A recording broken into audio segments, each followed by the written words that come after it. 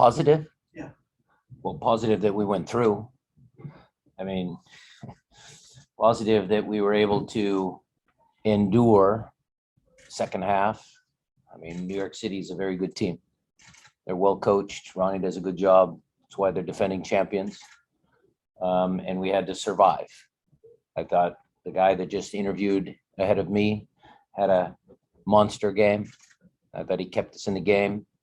And then you saw our quality with, one chance for Raul, and he buries that.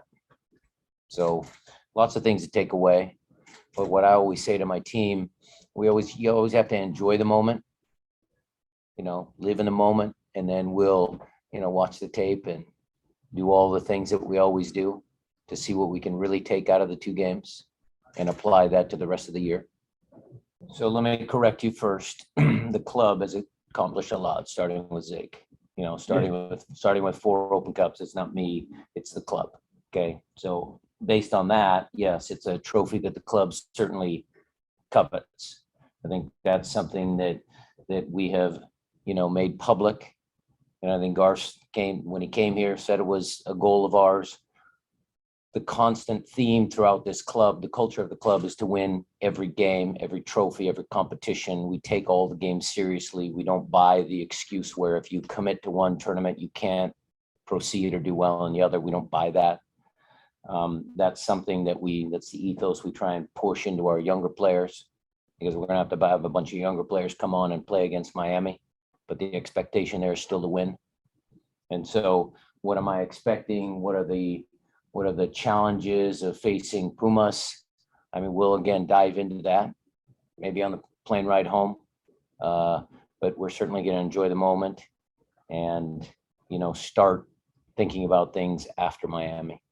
Well, again, Steph Fry is a tremendous goalkeeper. I think Tommy Dutra is the best goalkeeper coach in the league. I think he does a good job with all of our goalkeepers throughout the years, starting with Casey Keller, Marcus Hanneman. We've always had good goalkeeping at this club. What I would say is the objective for the game, Felipe, was to keep a clean sheet and to score the first goal.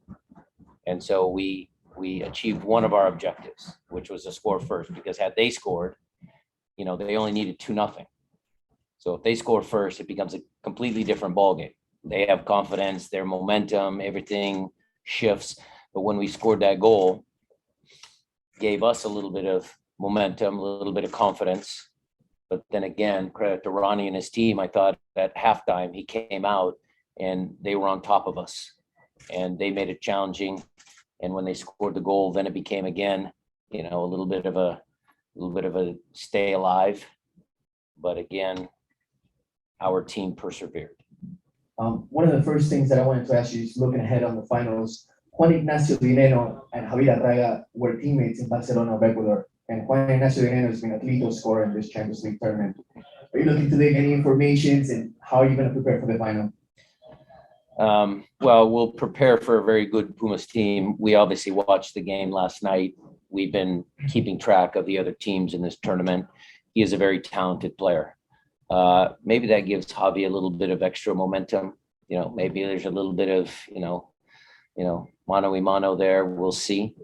But soccer is a team sport. We'll need more than Javi. They will need more than the number 9 in order to go through. But it's certainly an interesting storyline.